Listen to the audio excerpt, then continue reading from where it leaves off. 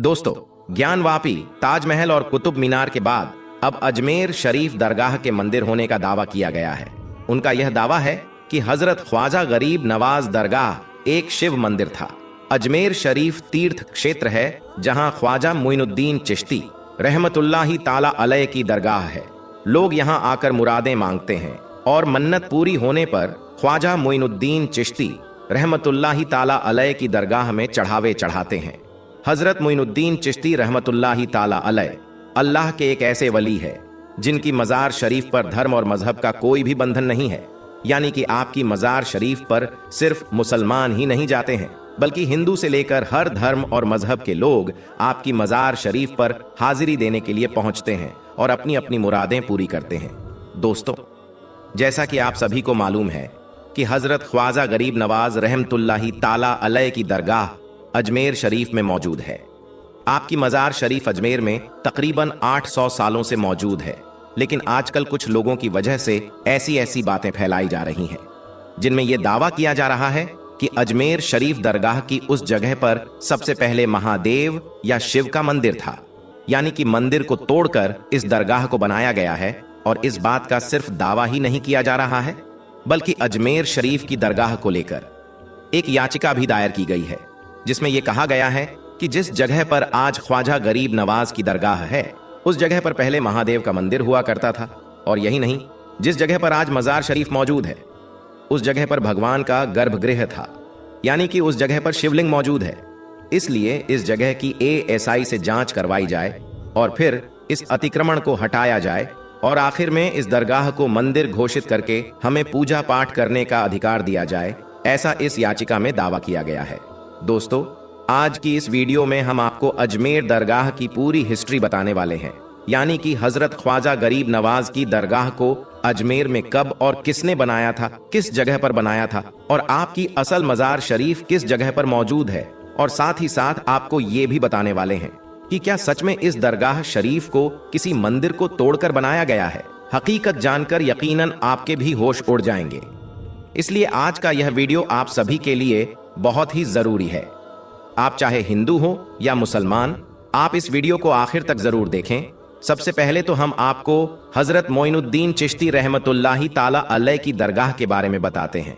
उसके बाद ख्वाजा मोइनुद्दीन चिश्ती रहमतुल्लाही ताला अलैह का अजमेर आने का इतिहास भी बताएंगे। लिहाजा आप इस वीडियो को बगैर स्किप किए आखिर तक गौर से जरूर देखना। मोइनुद्दीन हसन चिश्ती रहमतुल्लाही ताला अलैह का जन्म 1141 ईस्वी में ईरान के सीजिस्तान में हुआ था। भारत में चिश्ती सिलसिले की बुनियाद ख्वाजा मोइनुद्दीन चिश्ती ने ही की थी। वो इस्लाम फैलाने के लिए भारत आए थे। यहाँ पर वो कई चमत्कार करने लगे। आसपास के लोगों में उनको लेकर मोहब्बत बढ़ गई। लोग अपनी समस्या का हल ढूंढने उन तक पहुंचने लगे। मोइनुद्दीन चिश्ती को निजामुद्दीन औलिया के बाद दूसरा सबसे बड़ा सूफी संत यानी अल्लाह का वली माना गया। सूफीवाद भाईचारा की शिक्षा देता है। उस समय यहाँ 5 वक्त की अजान होती और नमाज अदा की जाती थी। मुगल बादशाह उनके अमल और उनके इल्म के जानकार थे। कहा जाता है कि औलाद की ख्वाहिश में मुगल बादशाह अकबर 437 किलोमीटर पैदल चलकर ख्वाजा मोइनुद्दीन चिश्ती की दरगाह पर आए थे। इसके बाद ही उनके घर में जहांगीर की पैदाइश हुई थी। इल्तुतमिश, अकबर, रजिया सुल्तान, जहांगीर, शाहजहां, औरंगजेब, ऐसे जो मुगल सम्राट थे, इन लोगों ने उस दरगाह का अपने वक्त में दौरा किया था। बड़ौदा के महाराज ने दरगाह शरीफ के ऊपर की कंस्ट्रक्शन की थी। जहांगीर, शाहजहां और जहां आरा ने इसके कंस्ट्रक्शन में भी हिस्सा लिया था।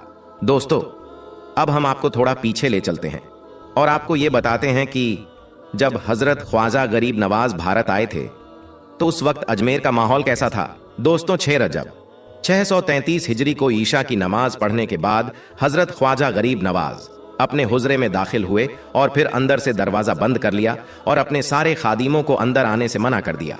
इसके बाद सारी रात आपके खादिम ने कमरे के अंदर से अल्लाह के जिक्र की आवाज सुनी, लेकिन फिर आधी रात के बाद यह आवाज आनी बंद हो गई। लेकिन फिर जैसे ही फज्र का वक्त हुआ तो आपके खादिम ने दरवाजा खोलना चाहा, मगर वह दरवाजा नहीं खुला।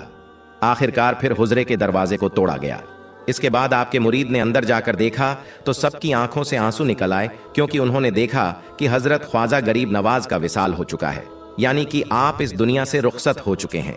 आपके विसाल के बाद आपकी नमाज़े जनाजा पढ़ाई गई और फिर आपको उसी जगह पर दफन कर दिया गया जहां पर अजमेर में आप सबसे पहले चटाई बिछाकर बैठे थे। हम आपको बता दें कि उस वक्त वहां पर कुछ भी नहीं था, बिल्कुल खाली मैदान था और उस वक्त आपकी मजार शरीफ भी कच्ची बनाई गई थी। फिर एक बार बादशाह अकबर ने दरगाह के नाम कुछ तोहफे दिए, जिनको बेचकर फिर दरगाह का काम करवाया गया। हम आपको बता दें कि अजमेर दरगाह का जो गुंबद है उसको हजरत ख्वाजा हुसैन के बेटे ने बनवाया था। फिर 849 हिजरी में दरगाह का जो मेन गेट है इसे मांडू के सुल्तान झासुद्दीन खिलजी ने बनवाया था और गुंबद पर लगा हुआ कलश रामपुर के नवाबों की देन है। इसके अलावा अजमेर दरगाह में सुनहरी कटहरा बादशाह जहांगीर ने बनवाई थी और उसकी मरम्मत महाराजा जयसिंह ने की थी। बादशाह अकबर ने हजरत ख्वाजा गरीब नवाज की दरगाह के लिए 18 गांव की जागीर की। इसके बाद जब हिंदुस्तान में अंग्रेजों का कब्जा हुआ तो उस वक्त इस दरगाह के लिए एक कमेटी बनाई गई जिसका काम दरगाह की देखभाल करना था। इसके अलावा अजमेर दरगाह में जो बुलंद दरवाजा है उसे सुल्तान महमूद गजनवी ने बनवाया था। यह दरवाजा 85 फीट ऊंचा था, जो कि इस दरगाह की सारी इमारतों से ऊंचा था, इसीलिए इसको बुलंद दरवाजा भी कहा जाता है। अजमेर दरगाह में मौजूद बड़ी डेक को बादशाह अकबर ने चित्तौड़गढ़ फतह के बाद में बनवाया था। वहीं पर छोटी डेक को बादशाह जहांगीर ने 1022 हिजरी में बनवाया था। दरगाह में मौजूद शाहजहानी मस्जिद को बादशाह शाहजहां ने बनवाया था। तो दोस्तों, इन बातों से पता चलता है कि अजमेर दरगाह को किसी एक ने नहीं बनाया, बल्कि दरगाह की हर चीज अलग अलग लोगों की देन है, जिनमें हिंदू और मुसलमान भी थे। इसके बाद जैसे जैसे बादशाह आते गए, सबने हजरत ख्वाजा गरीब नवाज की दरगाह में कुछ ना कुछ तामीर करवाया। दोस्तों, इससे दूसरी बात यह भी साफ हो जाती है कि अजमेर दरगाह किसी मंदिर को तोड़कर नहीं बनाई गई है। यह बात सिर्फ और सिर्फ कुछ लोगों का प्रोपेगेंडा है, यानी कि कुछ लोग हैं जो पॉपुलर होने के लिए या फिर अपने निजी स्वार्थ के लिए इस तरह की बातें कर रहे हैं।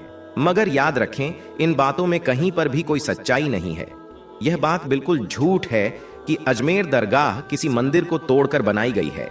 दोस्तों, ख्वाजा गरीब नवाज चिश्ती रहमतुल्लाही अलैह की मजार मुबारक को हिंदुस्तान के बादशाह औरंगजेब आलमगीर ने तोड़ने का इरादा किया। बादशाह औरंगजेब को वलियों के बारे में यह गलतफहमी थी कि मरने के बाद मजारों में उन्हें जिंदा किया जाता है।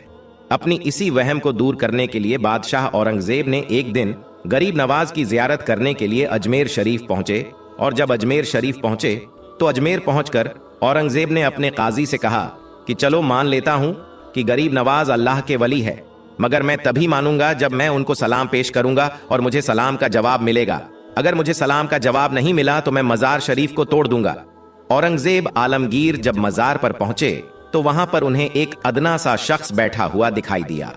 वो शख्स इंतजार कर रहा था।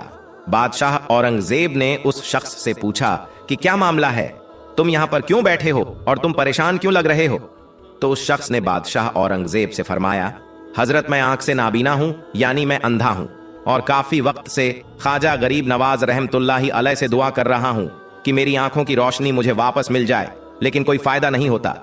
मैं काफी वक्त से यहां पर हाजिरी दे रहा हूं और रो रो कर दुआ भी कर रहा हूं कि या अल्लाह, अपने इस वली के सदक़े मेरी आंखों की रोशनी मुझे अता कर दे, मगर आज तक मुझे कोई फायदा नहीं हुआ, यानी मेरी आज तक कोई हाजिरी और दुआ कबूल नहीं हुई। तो बादशाह औरंगजेब ने उस अंधे शख्स से कहा कि मैं मजार पर सलाम पेश करने के लिए जा रहा हूं और जब मैं वापस आऊं और तब तक अगर तेरी आंखों की रोशनी तुझे वापस ना मिली तो मैं तलवार से तेरी गर्दन उड़ा दूंगा। इतना सुनते ही वह अंधा आदमी बहुत ही ज्यादा परेशान हो गया और बहुत ज्यादा गमगीन हो गया और वो अंधा आदमी सोचने लगा कि अब क्या होगा। अब तक तो मेरी आंखों की रोशनी नहीं थी, लेकिन अब मेरी गर्दन भी उड़ा दी जाएगी। यानी वो अंधा शख्स कहने लगा कि अब तक तो मैं अपनी आंखों की रोशनी से ही परेशान था कि मेरी आंखों की रोशनी नहीं है, मैं अंधा हूं, लेकिन बादशाह ने अब मेरी गर्दन उड़ाने की बात कर दी है, यानी मेरा बचना अब बहुत ही ज्यादा मुश्किल लग रहा है। फिर उस अंधे आदमी ने जोर जोर से रोना शुरू कर दिया और तड़प तड़प कर ख्वाजा गरीब नवाज से फरियाद किया। और जब बादशाह औरंगजेब ने ख्वाजा गरीब नवाज को सलाम पेश किया, यानी जब बादशाह औरंगजेब मजार के पास पहुंचे और मजार के पास जाकर उन्होंने सलाम किया तो मजार में से कोई जवाब नहीं मिला। जब बादशाह औरंगजेब ने एक बार सलाम किया तो जवाब नहीं मिला। फिर बादशाह औरंगजेब ने दूसरी बार सलाम किया, फिर भी सलाम का जवाब नहीं मिला। लेकिन जब तीसरी बार औरंगजेब ने अस्सलामु अलैकुम व रहमतुल्लाहि बरकातु कहा तो अंदर से आवाज आई कि वालेकुम सलाम व रहमतुल्लाहि व बरकातु। और फिर मजार शरीफ से आवाज आती है कि ये बादशाह औरंगजेब दोबारा ऐसी जिद न करना, क्योंकि तुम्हारी जिद की वजह से मैं इस अंधे की आंखों की रोशनी लेने अर्शे इलाही पर गया था और इसी वजह से तुम्हारे सलाम के जवाब देने में देरी हो गई। सुभान अल्लाह। दोस्तों, ख्वाजा गरीब नवाज की करामत को देखने के बाद बादशाह औरंगजेब आलमगीर रहमतुल्लाही अलैह एक अल्लाह की वली बन गए। अल्लाहू अकबर।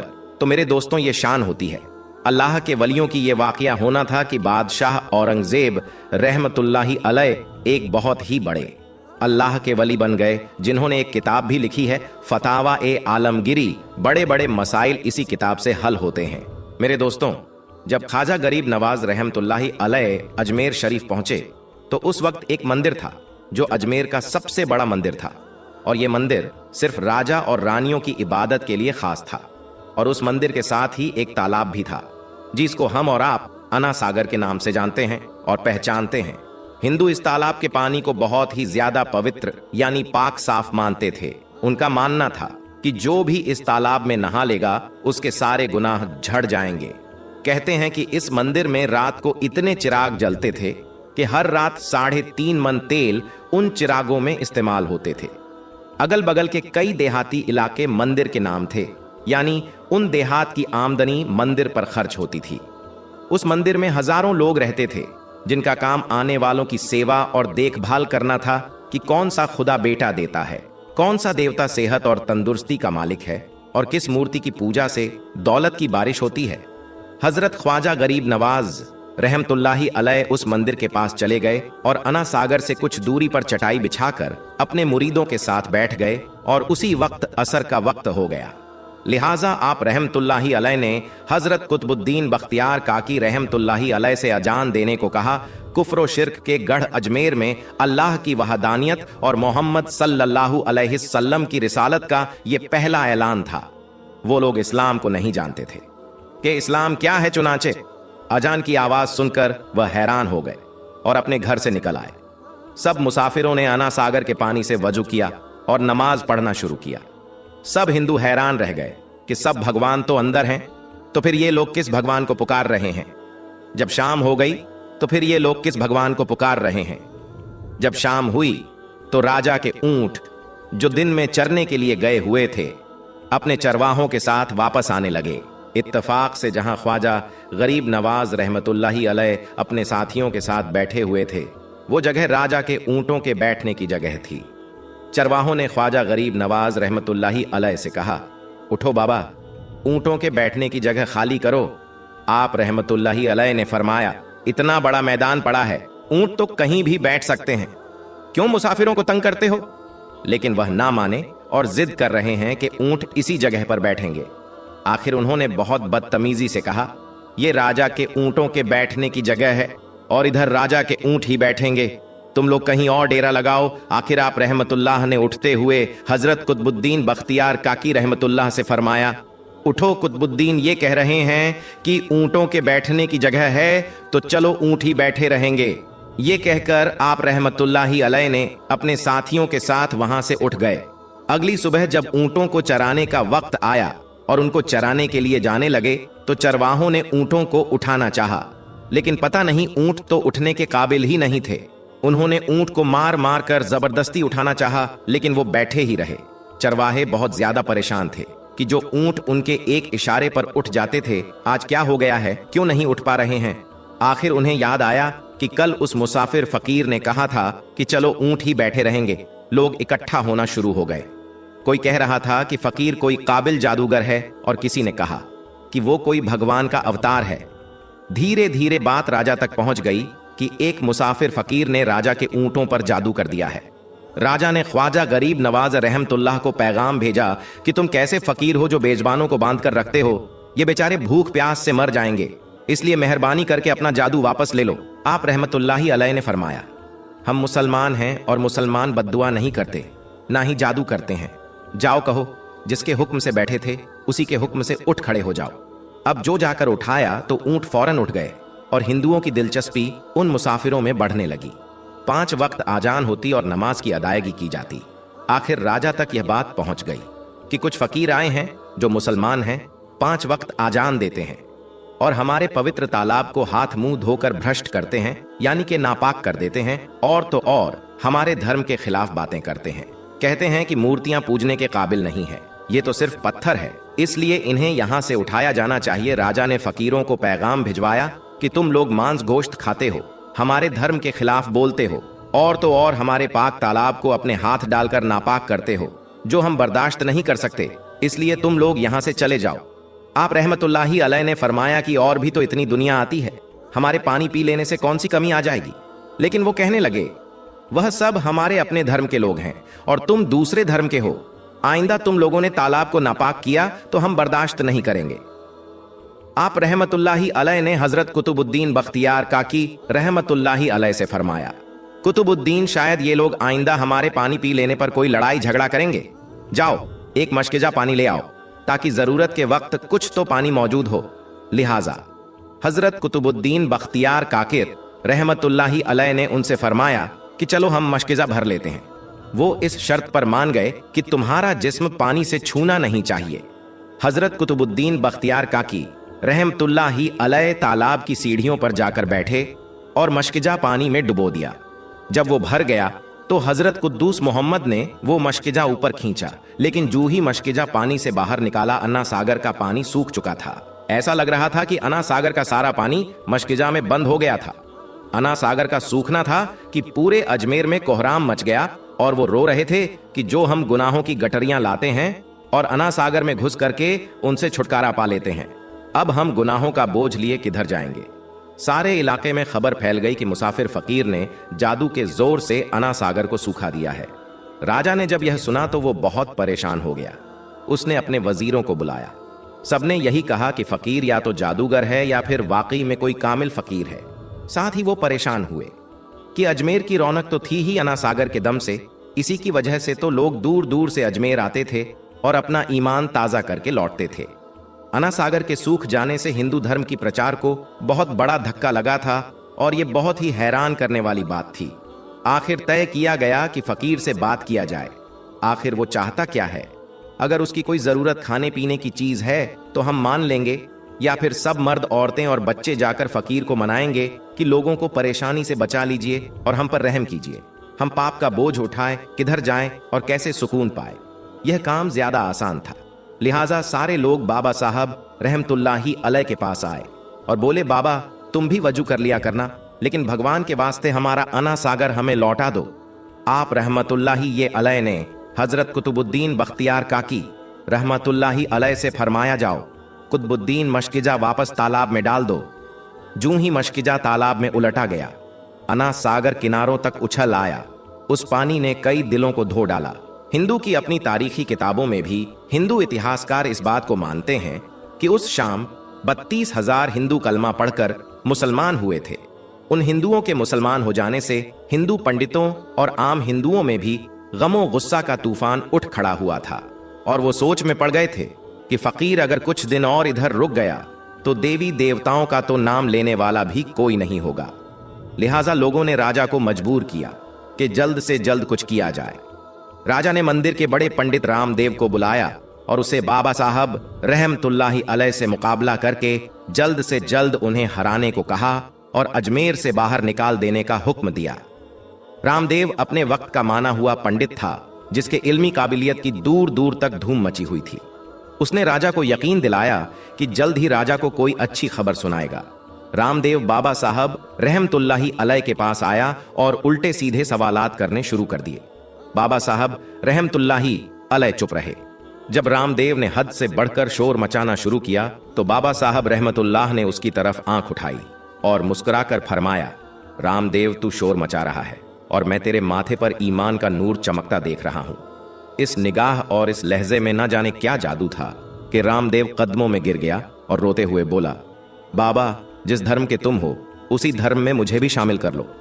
सब लोग जो ये सब देख रहे थे देखते ही रह गए, हैरान थे, परेशान थे कि ये क्या हुआ। जो खरीदने आया था वो खुद बिक चुका है, जो जीतने आया था वह हार चुका है। पंडित रामदेव खुद ख्वाजा गरीब नवाज रहमतुल्लाह के हाथों पर मुसलमान हो चुका था। सुभान अल्लाह। दोस्तों, ये अल्लाह वालों की शान होती है। जब वो अल्लाह के हो जाते हैं तो सारी दुनिया उनकी हो जाती है। दोस्तों, आज की वीडियो में बस इतना ही। मिलते हैं फिर एक नई वीडियो के साथ। तब तक आप अपना और अपनों का बहुत ज्यादा ख्याल रखिएगा। और हाँ दोस्तों, इस वीडियो को खूब शेयर कीजिएगा, क्योंकि अजमेर शरीफ दरगाह को लेकर बहुत बड़े बड़े दावे किए जा रहे हैं।